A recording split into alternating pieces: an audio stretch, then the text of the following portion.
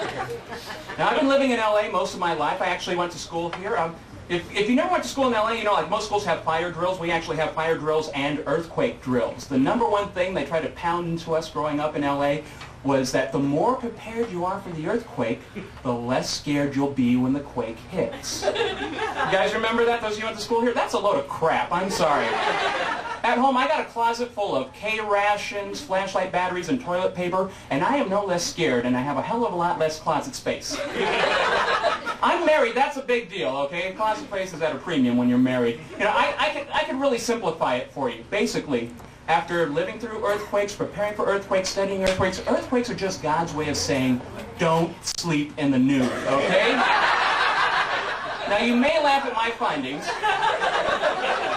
Please do.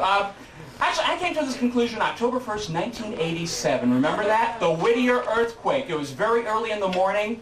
All of a sudden, I feel the ground move. I jump out of bed. Earthquake! Doorway! Shit!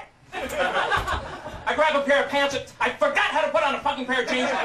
Run to the doorway, prop myself in the doorway. The ground stopped shaking. I'm feeling pretty damn proud of myself. I survived the earthquake. Now I'm naked in a doorway.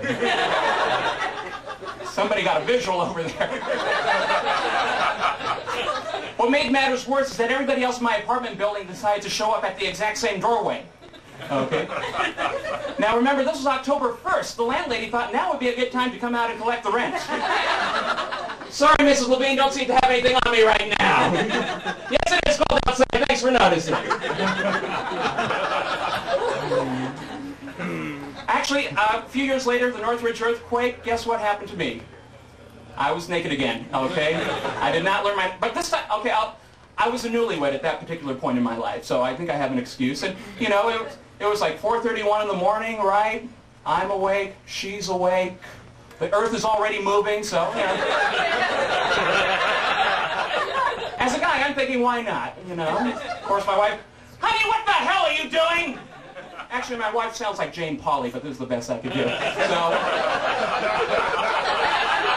Oh, you know her. Oh. That's why I get hot every time Dateline comes on.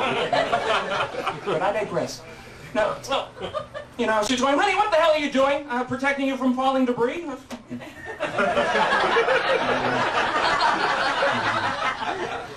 Actually, you know what the scariest part of the earthquake is? It's not the quake itself. It's after the quake.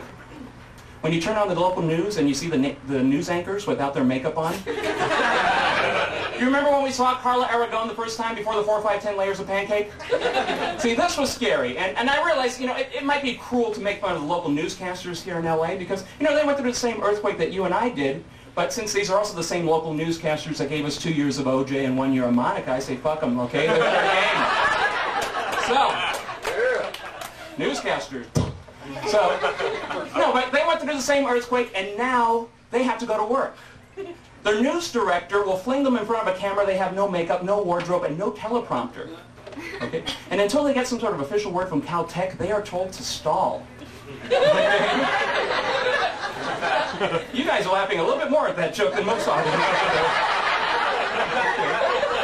Of course, a newscaster having to stall. This is when you find out who is the broadcast journalism major and who is the first runner-up in the Miss America pageant. Now, they all seem to follow the same formula. There's no originality here. First rule of reporting before you get the word from Caltech. Actually, speaking of Caltech, speaking of people who look really bad without makeup on, I'm sorry. Maybe this is just wrong of me, but I'm sorry. I just think that Dr. Lucy Jones from Caltech, I think she makes way too much damn money to look that bad on TV. Okay, maybe I'm too Hollywood or something like that. Doctor, we had an earthquake. You're going to be on TV. Fix yourself up, okay? You don't want to look like the people on Cops. I'm sorry. No, she thinks that she can just, you know, roll out of bed and tell us about seismic plates and Richter scale. You know, either for me, you know, either the earthquake set off the car alarms in my neighborhood or it didn't, okay? That's as far as I'm concerned. But until the news people get that official word from Caltech, they have to stall. First thing they do is state the obvious. Ladies and gentlemen, we had an earthquake. Gee, let me see if Channel 5 picked up on that news flash. Oh, man. Number 2, exhaust the visuals. There's a large, heavy light dangling precariously over my head. Stay tuned to this station as the story develops. my favorite, of course, is when they want to dispense advice to the home audience. Ladies and gentlemen, since we had an earthquake, you may want to stay off the freeways. They're probably not safe. Were the freeways ever safe before we had the earthquake, is my question. And of course, the best one is, do not use your telephone unless it's an absolute emergency. On the phone, we have John calling from Hollywood.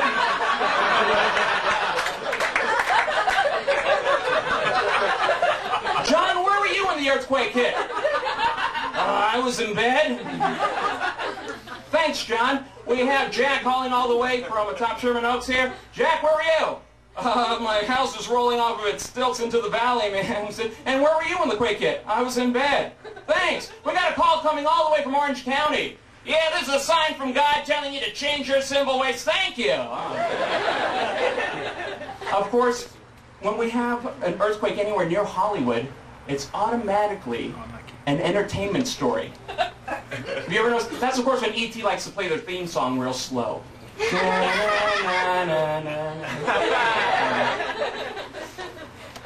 I think they did a story once on Jerry Van Dyke, okay? He had a Ming vase or something that broke in a quake.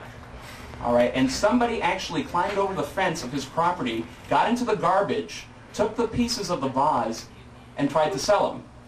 Okay? Like, who in the right mind is going to spend good spade, okay? Oh, who's going to pay good money for Jerry Van Dyke's garbage? In case you're interested, it did sell on eBay for about $250, okay? And I only found this by accident when I was placing a bid on Colonel Plink's monocle. So. No. I discovered that I don't see any neighbors. Do you have that problem where you live? You don't really know your neighbors? I only meet my neighbors when we have disasters. You notice that? After the Northridge quake, I was running into neighbors who I haven't seen since the riots. I mean, it was weird. Which is cool, because some of them are really fucking stupid. I'm sorry. Northridge quake, I had a neighbor cooking at 4:31 in the morning. The power goes out after the quake. She turns off the stove. Well, actually, she doesn't turn off the stove. She just goes to bed. All right? About 8 o'clock, our power came back on, and then about 8:10, the fire alarms went off. Okay, so my whole lobby is filled with smoke. I think my apartment building is on fire, and fire scares the hell out of me, okay, in many ways. Now, so I'm thinking, I gotta get that, I gotta get out of the house. We gotta get the wedding album, so, the papers that we have, our licenses, and, oh, we gotta get the cats. See, I'm sorry, the cats came with the wife, okay? They're her babies.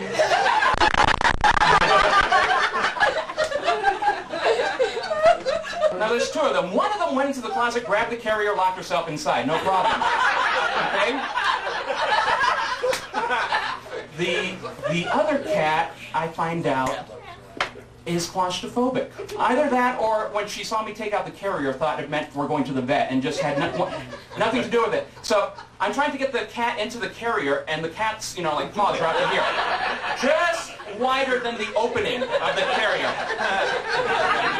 So I push harder, and the cat holds onto the carrier, and I'm pushing the carrier all around the fucking apartment. I had a furry vacuum cleaner, folks. My wife stops the carrier on one end. I push the cat through, and the cat scratches the palm of my hand so deep that a fortune teller told me I had 3 new lifelines. Phone a friend, 50-50.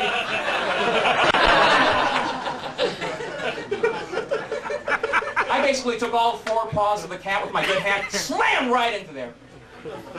Ricky Lake's not here, right? Okay. Finally, earthquakes and entertainment, one last thing. Universal Studios, you familiar with that place? They have an earthquake attraction, you may have heard. It simulates an 8.3 earthquake. Very realistic. The main difference between Universal's earthquake and a real earthquake is that with a real earthquake, the price gouging doesn't start until after the quake is over. Universal, it starts once you hit that parking garage. Thank you very much. I've been Tony Figueroa. Good night.